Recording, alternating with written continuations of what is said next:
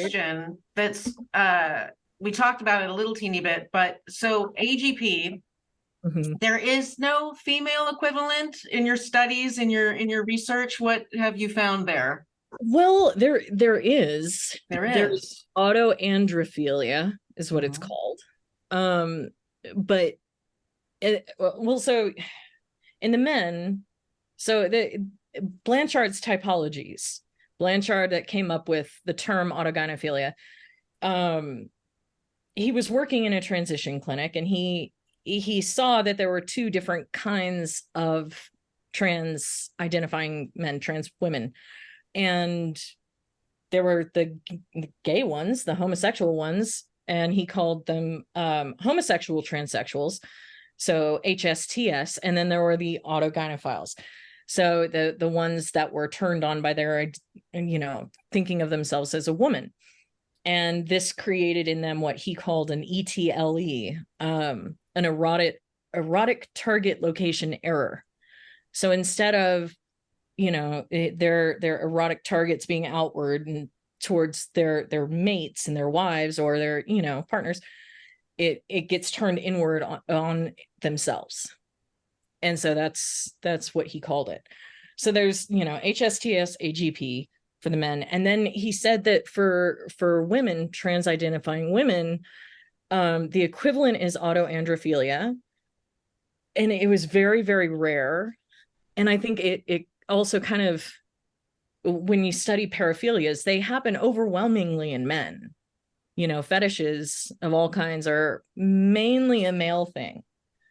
And people will be like, oh, but this woman makes lactation porn, so she's a lactation fetishist. It's like, no, just because women participate in their own oppression doesn't mean that they're, doing it for the same reasons that men do. So, but the autoandrophiles that I've heard of are very rare, and it seems to be less about they're sexually attracted to their own bodies or them being a man, as it is they are sexually aroused by the idea of being in a gay homosexual relationship as a man with a man. So even it's like more psychological. It's like more relational. It's about being in relationship as a gay man. Which, as I understand it, turns out pretty bad for them, because a lot of the gay men aren't crazy about having women in there. It's not popular with the homosexual men. Do you think for these young trans identifying women then, do you think it's kind of like heterosexuality with a will to not be dominated by their partner in some way? Kind of like, if we're equal, if I'm like a guy but I'm still having sex with guys, even though they would be gay, presumably, if they wanted to hook up with her as a trans identifying female. It's complicated, isn't it? It is. It's a big mental tangle, big psychosexual ball of wax. I don't know. I mean, and I don't know. I'm not in that, but I could imagine that it could be that, and it also could be another way of wanting to opt out of the sexualization and the sexual situation of women now. Being objectified as women. Or I certainly know that's at porn, where most kids get their sexual education, like, girls are looking at that being like, I don't want to do that. And so then you get sexual, you're like, okay, well, maybe I can be a guy, and then I don't want to be with these guys that are doing that to women, and gay men seem a lot nicer. Like, maybe that's something there. Like, maybe it's, I don't know. I'm not really, I've never talked to anybody with autoandrophilia. But when I hypothesize, that's kind of where I go with it. We need to find a autoandrophile. Yeah. We need to find one, and we need to seek them out and interview them, because I'm fascinated by this. Yeah. I have another question. So OCD, you said, was a common trait. And then I know we're always talking online and throwing around narcissism. And what we know about narcissism is they don't seek help, they don't feel bad, they could give two shits, and they're not going to get any better for the most part. So when you're saying there are people that are changed, so now we're seeing that then they can't all be narcissists. So now there's different types of autogynephiles all being driven by something different as well. Can't always assume that it's narcissism. That's just interesting. Right. No, narcissist, I mean, NPD, narcissistic personality disorder, it has to be diagnosed by a professional. Because it's a very, complex, very specific disorder. But, people can have narcissistic traits or whatever. And the AGPs that, I mean, in my experience with their partners, the ones that I would venture to guess were higher on the NPD scale were the ones to be the most controlling, the most abusive, the least caring of their wives, and zero chance of ever reeling them back or respecting their wives' boundaries. And then there's also something in AGP itself, like in this, it becomes very self-focused. So I think that even men that aren't necessarily narcissistic, it is a narcissistic, it is a self-love thing. It's a self-focused thing. And the more they get into it, the more it gets in their heads, the less they can see other people. Or if they see their wife, they're not thinking, oh, she looks really pretty in that. They're thinking, could I fit into that? Do they have that in my size? And it's really hard on the women that are like, is he looking at me and seeing me, or is he seeing the part something he could emulate? Yeah. Is it envy or is it love? And that's really difficult for the women. But the narcissistic stuff, I mean, I think this creates narcissism. But I think the men that do have cluster B, like legitimately cluster B, there's very little hope for. But I mean, if you think about it being 3 to 4% of men, there are lots of men that aren't out here like perving around in the women's room. There are lots of men that haven't gotten to, transition. There's the whole scale of, because the men don't, unless they're transitioning, they're not talking about it. They're not open with it either. So there's a lot of people, and I think that's important to keep in mind, is that no situation is a monolith, and there's lots of kinds of people in this position and going through this, and this is very hard for the men too. Because the more it gets, the more depressed they get, the more they get to a point where they don't know if they can go back or forward, and society is telling them that the only way they can get through it is to be a woman.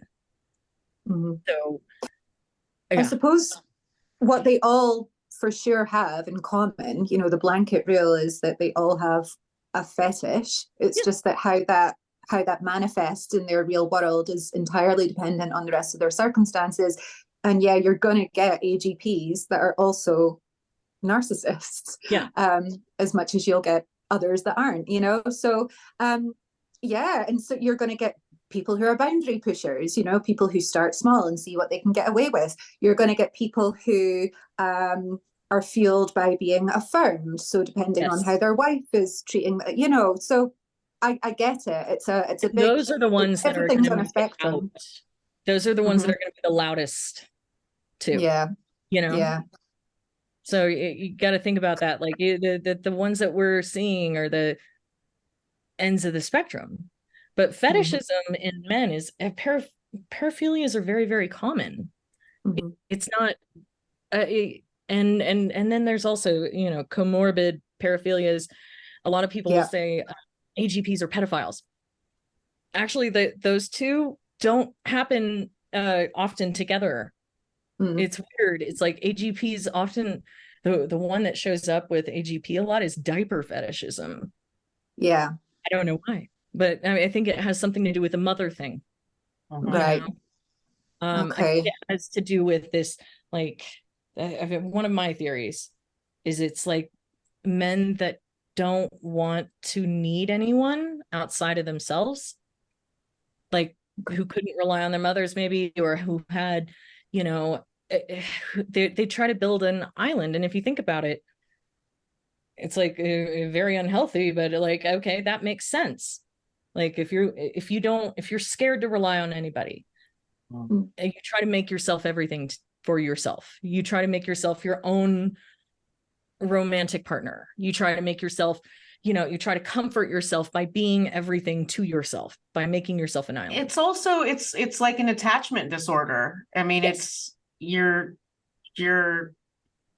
an attachment disorder. It's a maladaptive, bad for the species.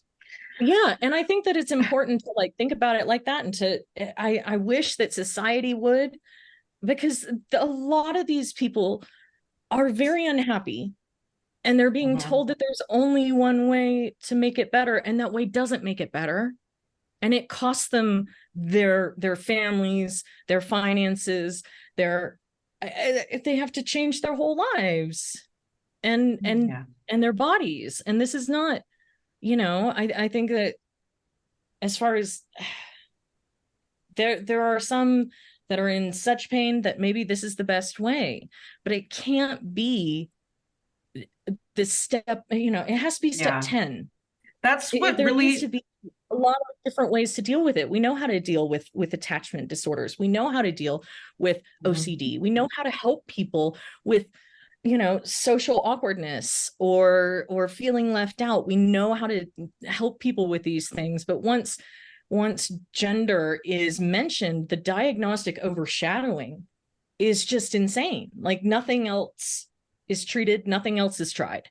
Let me ask you a question about Peter Fatchell, whatever the fuck his name is. And I don't, was it him or it was Blanchard? It was Blanchard's work. Have you read Ray Blanchard's work? Because I got up to chapter 4 and was just like, fuck this shit. Because it's basically just, oh, hey, I've noticed this kind of thing. We're going to call it autogynephilia. And then all these people are like, oh my gosh, that's me. And they're like, hey, end of study. Yeah. Well, with him. What about how they fucking got like that? And what the fuck are you going to do about it? Not just, hey, it exists. Do you all feel affirmed now? That was not new science, bitches. Yeah. I think that's also because his research was his original research anyway. He was, like I said, it was in the 80s and he was working in a transition clinic. So these people that he was observing, they were there to transition. They were going through the process. And back then it actually was a freaking process. They had to have mental screening. They had to have, they were screened out for all other conditions. They were given these real life tests where, not only, okay, so you want to live as a transsexual, but can you cut it as a transsexual? Because it's not easy. And so they would have to, and they were under the very serious care of physicians. And I think that in and of itself, when we were growing up and we met a transsexual person, it was extremely rare. But they had a certain amount of social credit because of that, because we all knew, okay, this person is going through something really rare and they're under serious care in order to be doing this. So we were able to make exceptions and be sort of, flexible in a safe way. And now that's all out the window. But he was working in one of those places. So it wasn't exactly like he was dealing with I'm sure he has since. I know he does continuing research, him and Bailey and whatnot, but it's not like he was dealing with AGPs that were at a different point. They were at the point of transition. So I don't know. I think now it's been a while since I've actually read any of his more recent studies. I'll have to go and look, but the way my brain works, and it's a recurring theme in all things all the time, is fucking why? I can't accept reality. I need to know why. I know. I'm the same. Explanations are fine about, the current circumstances, but I'm like, okay, but let's go back. I need to understand the very beginning. I need to see the Big Bang before I can understand what the fuck else is going on. I need to know the root of this, otherwise my brain I just can't wrap my head around it. I think that's probably why Mel and I kind of teamed up to do this series, because it's like, well, we want answers, so we want to ask all those questions and get answers, because it's just my head's exploding about this whole thing. It's really hard. And I think that you have to get into a bit of philosophy and into a bit of spirituality with it. That's what the way that I see it. It's like, I think that we really know that we're stuck as humans when we go to battle with things that are in the past or things that are fundamental. So like I personally, I believe that fate and destiny are two different things. Ding, must be true. Okay. I have more things that I want to touch on, and I also wanted to, and we won't, but we'll do it next time. I still want to continue and probably talk about it with everyone, but keep talking about true trans. Yeah, I have it's important. I think it's super. Well, why important. don't we wrap up with if you have anything that you need to plug or tell the audience about, but then we'll also just leave on a promise that we're going to get together again soon for another, a follow-up session. Just so our viewers know. I don't have anything to plug. Well, I'll say I will plug Wildfire Whispers, which obviously will have her handle and everything, but her poetry is immense, and she also, her long tweets are worthwhile. So follow her on Twitter. Yeah, that's all I'm doing really is and you're doing a little, you're a podcast that's not quite a podcast, so I won't call it that yet. I don't want to make you feel uncomfortable, but I'm kind of doing on a podcast. I'm kind of trying to figure out the the natural flow of where this is going and how it's going to play into the other things that I do. But fundamentally, I'm a writer, I'm an astrologer, I kind of I'm a spiritual worker, so I'm an observer of humanity, and my Twitter is basically what I'm doing right now. All my stuff is going up on there. So I get to meet wonderful ladies like you, and oh my gosh. And let me this one point, because it does tie into that and to this. So the fate and destiny thing. Fate and destiny, I believe, are different. So fate are the cards that you're dealt, right? So you're born to certain parents in certain circumstances in a certain body with a certain sex. It's the unchangeables. It's you enter on a certain day, right? And these are the cards you're dealt. And destiny is what you can potentially do with them. And depending on your beliefs, I believe that we have a certain powwow up there beforehand. We decide what we want to do. We set a goal, and we take these cards and we incarnate, right? Yes. And then destiny is what you can reach and what your soul is aiming for. And we might get there or we might not.